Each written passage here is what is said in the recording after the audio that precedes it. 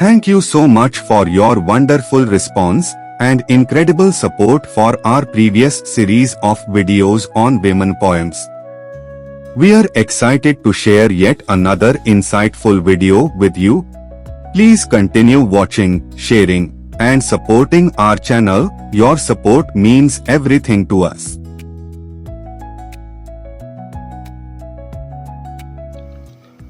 రామనామ పఠనచే మహి వాల్మీకి పరగబోయిడయ్యు బాపడయ్యే కులము ఘనముగాదు గుణము ఘనంబురా విశ్వదాభిరామ వినురవేమ. పవిత్రమైన రామనామాన్ని పదే పదే జపించటం వల్ల వేటవృత్తిలో ఉన్న కిరాతుడైన వాల్మీకి బ్రాహ్మణుడైపోయాడు. అంటే బ్రహ్మజ్ఞానం పొందినవాడయ్యాడు. బ్రహ్మ అంటే వేదం, వేద విజ్ఞానియే నిజమైన బ్రాహ్మణుడన్నమాట. కాబట్టి కులం గొప్పదంటే ఎలా, గుణమే ముఖ్యం అని వేమన్న ఉవాచ. వాల్మీకి సంస్కృత రామాయణం రచించిన మహర్షి. ఋషి కాకముందు ఆయన బోయేవాడు, వేటగాడు.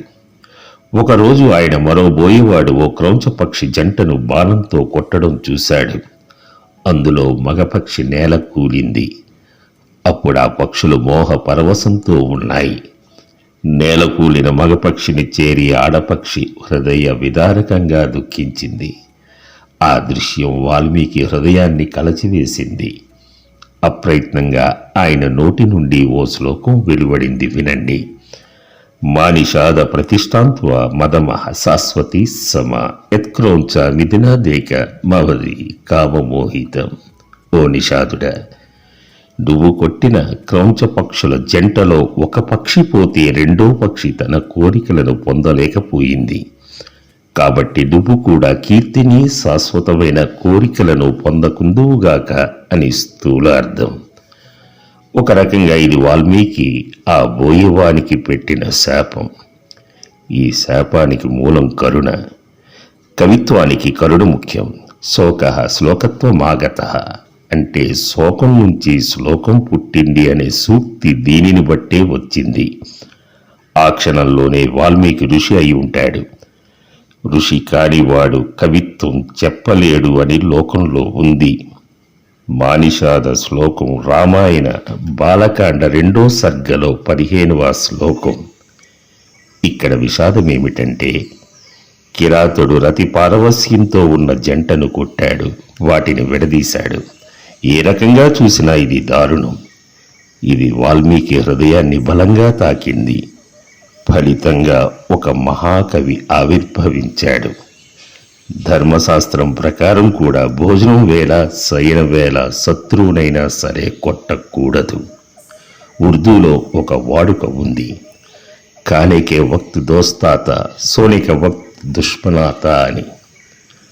మానిషాద శ్లోకం ఓ గడి లాంటిది. తవ్వి ఎన్ని వజ్రాలైనా తీయవచ్చు, తీశారు కూడా. ఇంత గొప్ప శ్లోకం చెప్పి సీతారాముల ఎడబాటు దుఃఖంతో కూడిన రామాయణాన్ని రచించిన వాడు బ్రహ్మజ్ఞాని కాకుండా ఎలా ఉంటాడు? క్రౌంచ పక్షిని బెగ్గురు పక్షి అని అంటారు. చాతకమని కొందరంటారు. ఒక జాతి కొంగ అని మరికొందరంటారు. పావురం కన్నా కొంచెం చిన్నగా ఉంటుందట.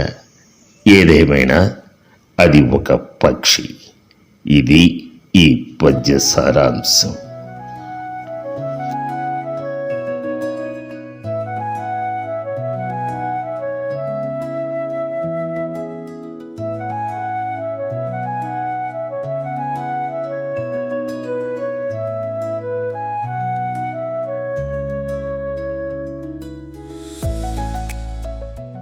Thank you for watching. We're committed to bringing you great content, so stay connected with us. If you enjoyed this video and found it helpful, please like and share it with your friends and family. Don't forget to subscribe to our channel and hit the bell icon to get notified about our future videos. Your support means a lot to us. See you in the next one.